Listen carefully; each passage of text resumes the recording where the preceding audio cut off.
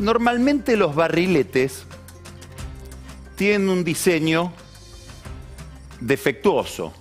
Es muy difícil encontrar, salvo que sea un barrilete fabricado industrialmente, un barrilete artesanal hecho por un chico perfecto.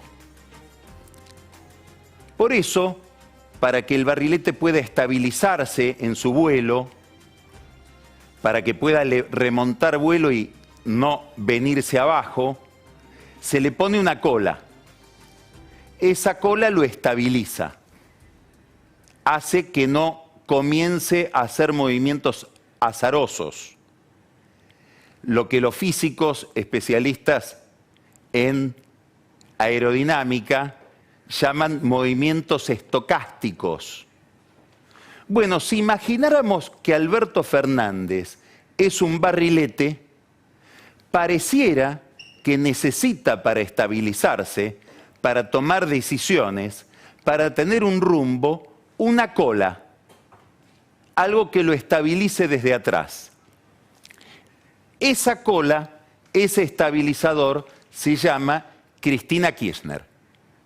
Y da la impresión, y durante toda la semana que pasó hasta esta noche, esa impresión fue constante, de que si Cristina Kirchner no le provee una referencia, Alberto Fernández se queda sin cola. Como un barrilete sin cola empieza a hacer movimientos incomprensibles.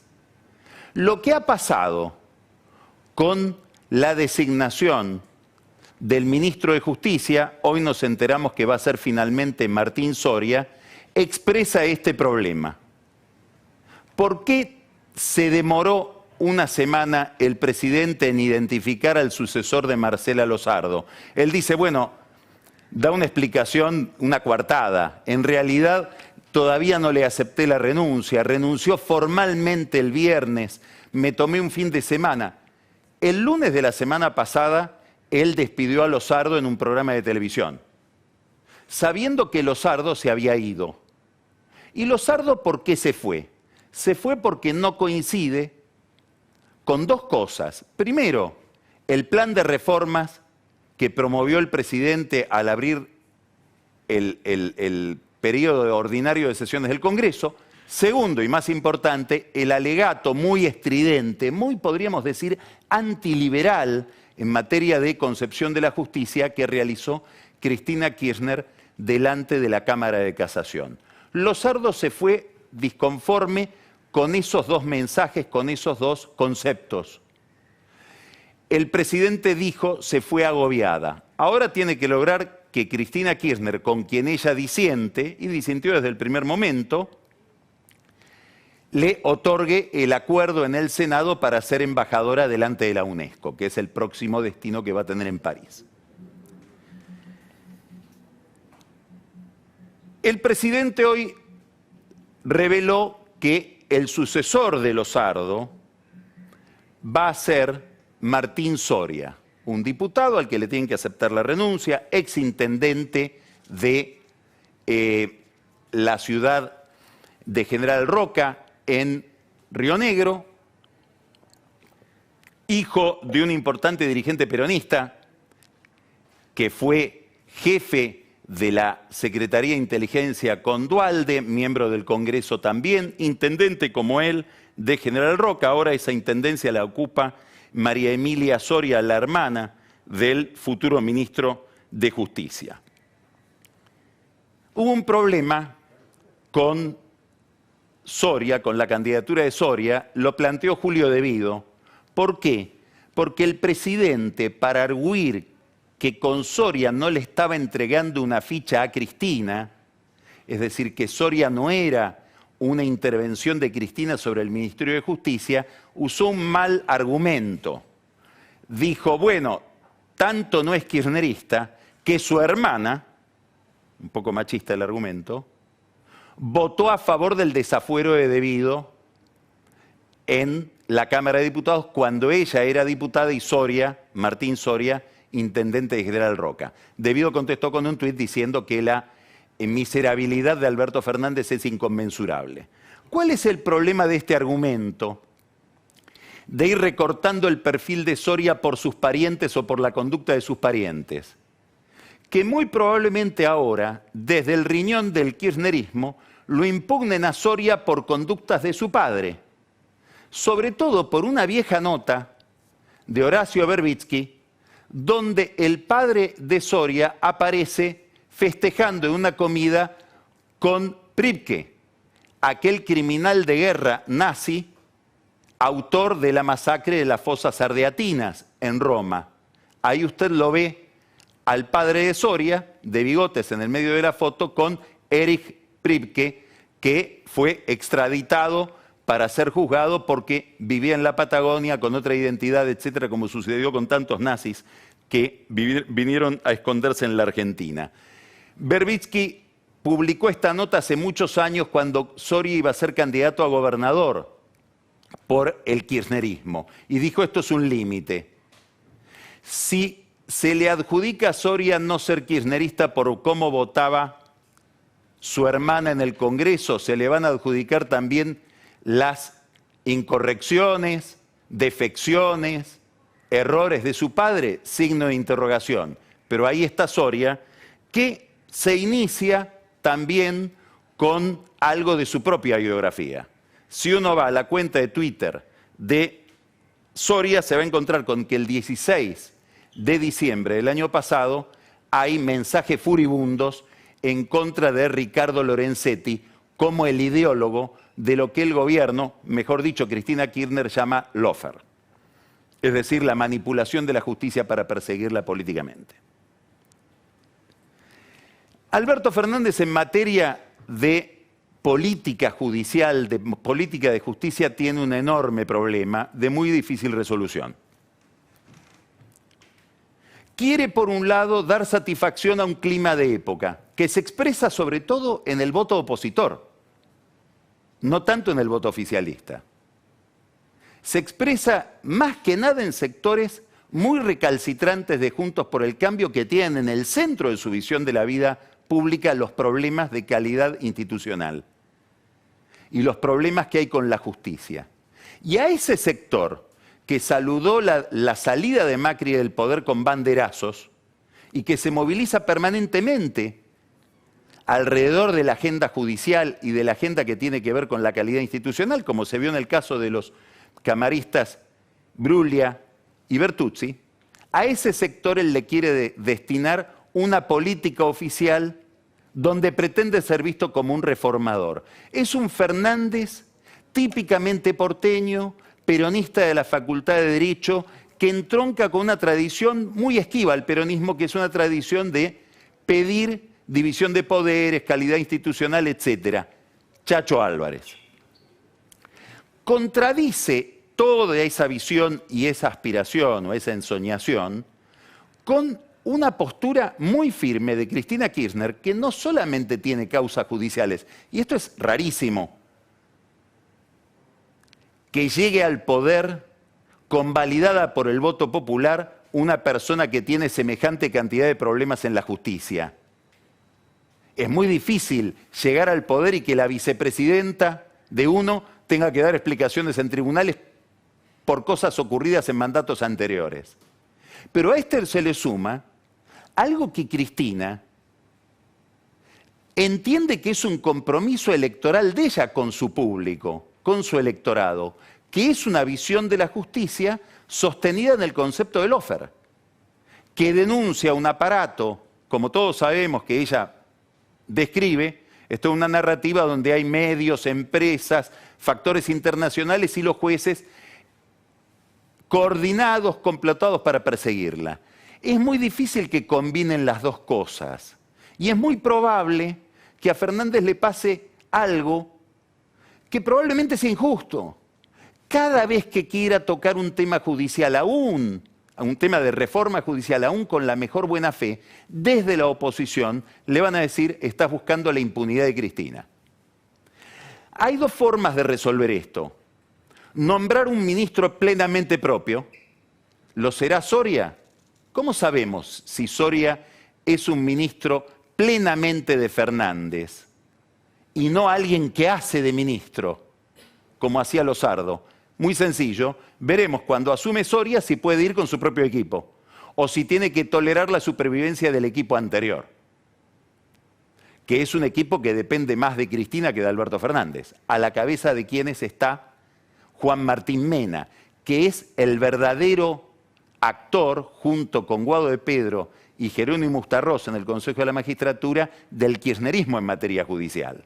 Hasta ahora Losardo servía incómodamente, y bueno, y por eso se agobió y dijo no quiero más, de máscara a esa maquinaria de poder que opera en la justicia, que opera en el Consejo de la Magistratura, que tiene objetivos muy concretos y que responde a la idea de Cristina. ¿Soria va a ser una máscara o va a tomar el control del Ministerio de Justicia? Hay quienes le recomendaban al presidente: poné a Guado de Pedro de ministro de Justicia y que se arregle Cristina con el problema de la justicia. Subsumí justicia en otro ministerio, como era en el 83, Educación y Justicia. Él eligió seguir con la misma estrategia. Un ministro que parezca de él, que no parezca de Cristina, pero envolviendo o sirviendo de careta a un aparato de poder que controla a la vicepresidenta. Y que opera en la justicia con mucha intensidad. Estamos viendo lo que pasa en el Consejo de la Magistratura. El Consejo de la Magistratura se ha convertido en un lugar muy importante porque, como todos sabemos, para esta materia es la sala de máquinas, es donde se resuelve quiénes son jueces y quiénes no deben serlo. Ahí está, como dijimos, Jerónimo Ustarroz, es el delegado del Poder Ejecutivo, hermano de Guado de Pedro. Ustarroz consiguió algo muy importante para el gobierno, muy importante. Consiguió que había que romper un bloque opositor. Ese bloque opositor le impedía al gobierno nombrar jueces y remover jueces. Ustarroz consiguió que de ese bloque opositor el juez Ricardo Recondo empiece a dialogar con el gobierno y con él mismo, con Ustarroz, con el oficialismo, con el kirchnerismo del Consejo de la Magistratura. Y detrás de Recondo, el juez Juan Manuel Culota. Estos dos jueces están dispuestos a votar cosas con el oficialismo. Así la oposición perdió la llave que tenía para impedir, para bloquear la designación de jueces o la remoción de jueces por parte del gobierno. Es un mensaje tremendo para el Poder Judicial. Ahora son vulnerables al oficialismo. La única persona, la única dirigente de la oposición que denunció esta conducta es Elisa Carrió. El resto de la oposición calla sobre esto. Salvo, además, un senador, el senador Martínez, de Juntos por el Cambio de Córdoba, Ernesto Martínez, que denunció que el juez Recondo dio ese paso hacia el oficialismo para conseguir que Cristina Kirchner le apruebe en el Senado el pliego que necesitaba su esposa, Silvia Mora, para volver a ser jueza después de haber cumplido los 75 años de edad. ¿Por qué todo esto es importante? Porque ahora esta composición, donde Recondo es una pieza clave, adhiriendo a determinadas posiciones del oficialismo, estaría, lo pongo en potencial, estaría por avanzar sobre la Cámara de Casación, que es el máximo tribunal penal de la Argentina. Y ahí estaría, insisto, en el potencial, por cortarle la cabeza al juez Juan Carlos Geminiani, a quien el kirchnerismo se la tiene jurada desde que él ejerció un papel preponderante en el procesamiento de Cristina Kirchner y su entorno, entre otros Juan Martín Mena, que es el segundo del Ministerio de Justicia, por el memorándum de entendimiento con Irán. Es decir, que empieza a funcionar de nuevo la máquina de avance o de modificaciones del kirchnerismo sobre el Poder Judicial, en este caso sobre un tribunal estratégico desde el punto de vista penal, con la colaboración supuesta, vamos a ver cómo se desarrollan estos episodios, del juez Recondo como pieza clave en el pase de la oposición al oficialismo. Y detrás de él el juez Culota. Hay algo interesante que dijo el presidente cuando dio la explicación hace una semana delante de Gustavo Silvestre en el canal C5N de Cristóbal López acerca de por qué se iba Losardo. Y entre los muchos argumentos que dio, hubo Hubo uno muy interesante, dice, se fue porque ella en realidad tenía que tolerar que yo, que soy abogado, que entiendo de justicia, me meta en todo. Yo era el Ministerio de Justicia, algo parecido a eso. El presidente es el ministro de Justicia, es el jefe de gabinete porque también sabe de conducir la jefatura de gabinete. El presidente es el vocero, vive hablando y chateando con periodistas todo el día. ¿Cómo es el diseño de este gobierno? ¿Hasta dónde los ministros tienen poder para llevar adelante una política? Dentro de un rato vamos a estar hablando, felizmente, con el ministro Martín Guzmán, figura central del gobierno, probablemente el ministro más prestigioso del gobierno. Vamos a preguntarle también esto. ¿Por qué digo esto? Porque se abre también el signo de interrogación acerca de si el presidente no es el ministro del Interior. Le pidió a Massa que el gobernador Archoni no estuviera en Chubut cuando él iba. Estaba Archoni. ¿Se olvidó Massa del pedido o se acordó demasiado para complicarle la visita al presidente? Como después vamos a ver cuando hablemos de este tema con Daniel Vilota, con Pancho Olivera. Massa, pieza clave del gobierno, pieza clave del oficialismo, es el más optimista de los oficialistas. Él cree que la economía va a estar creciendo al 9% este año, cree que en septiembre va a haber 20 millones de vacunados, vamos a hablar después con Pancho Olivera de cómo nos quedamos sin vacunas, y cree que van a ganar las provincias de Buenos Aires por el 42% de los votos. Frente a esto, la incógnita es la oposición. Empieza a haber un descongelamiento de la oposición. La oposición que quedó paralizada después de la salida de Macri, como suele pasar con los gobiernos o los partidos que dejan el poder, empieza de nuevo a tener un debate interno. Empezó en Córdoba. Hay que mirar lo que pasó en Córdoba. A pesar de que todavía no tenemos los resultados de la elección interna radical, ahí el oficialismo radical, conducido por Mario Negri y por Ramón Mestre, que se juntaron, tienen todos los recursos de poder del partido, tuvieron que enfrentar a un concejal de la capital, Rodrigo de Loredo, apoyado, es cierto, por Lustó, que está jugando en distintas provincias un proyecto nacional. ¿Y qué sucedió en Córdoba? Perdió de Loredo por apenas 3.000 votos. Empieza a haber un debate político dentro de la oposición y empieza en el radicalismo y está destinado a modificar las relaciones entre el radicalismo y el PRO. Y por lo tanto todo el juego de Juntos por el Cambio. ¿Por qué esto es importante? Porque el domingo que viene, el lunes vamos a tener los resultados, hay elecciones, también del radicalismo, de la interna radical, por la conducción radical en la provincia de Buenos Aires y en la capital federal. Se descongela la oposición. Con algunas prevenciones. En la oposición están mirando en Juntos por el Cambio qué pasa con los libertarios que vienen a sacarle votos. Y ellos dicen, trabajan para el gobierno. Bueno, cada uno tiene derecho a llevar adelante en elecciones su propia posición, sus propias ideas, con independencia del efecto que produzca eso en el juego general. Si no coinciden con Juntos con el Cambio, ¿por qué no van a hacer su propia historia los libertarios? Encabezados por Espert, se suma López Murphy. ¿Qué es lo que llama la atención en Juntos por el Cambio? Que tienen como asesor a un consultor político que se llama Daniel Iboscus, que hasta hace muy pocos días trabajaba en una oficina de Sergio Massa en Puerto Madero.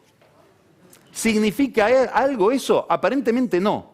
Para Juntos por el Cambio sí, es un túnel. Habrá que ver si uno tiene alguna luz para ver dentro del túnel. Hablando de Massa, hemos hablado mucho de Massa y el presupuesto nacional en el programa, cómo Massa agregó al presupuesto una cantidad de artículos, modificando el presupuesto que le había llegado desde el Poder Ejecutivo. Ahora estamos ante un episodio que va a ser escandaloso y habrá que ver si está Massa detrás de esto, porque tiene que ver con intereses a los cuales él está muy próximo. ¿De qué estoy hablando? De la modificación del impuesto a las ganancias. Hay una modificación del impuesto a las ganancias, como ustedes saben, que quita ganancias para una cantidad de particulares a los que se les eleva el mínimo no imponible para que queden exentos de ganancias, y como compensación se suspende o se mantiene la suspensión sobre el impuesto a las ganancias para empresas, para sociedades. Eso implica un nuevo proyecto que llegó hace horas a la Cámara de Diputados, con un detalle. Hay un artículo de ese proyecto, el artículo 4, que modifica el artículo 73 del proyecto vigente, de la ley vigente. Y en la modificación se olvidan de reponer una cláusula, un párrafo, que está en la ley vigente y dejaría de estar en la futura. Y ese párrafo dice, curiosamente, que las empresas ligadas a los juegos de azar, todas las empresas que obtienen sus ganancias de los juegos de azar, tienen que tributar un impuesto, una alícuota especial de ganancias de 41,50%. 41 por 50, eso desapareció en el proyecto nuevo. Estoy casi seguro, después seguramente él querrá comentarlo o no, Martín Guzmán ignora esto, pero en un proyecto que le sube ganancias a una cantidad de empresas, se eliminan las ganancias para las empresas de juego. La teoría del barrilete sin cola dio lugar a un método que se llama el método Monte Carlo, porque los que lo estudiaron en física se basaban en las experiencias de un jugador que era tío de uno de esos doctores en física en el casino de Monte Carlo. Empezamos y terminamos con problemas con el juego.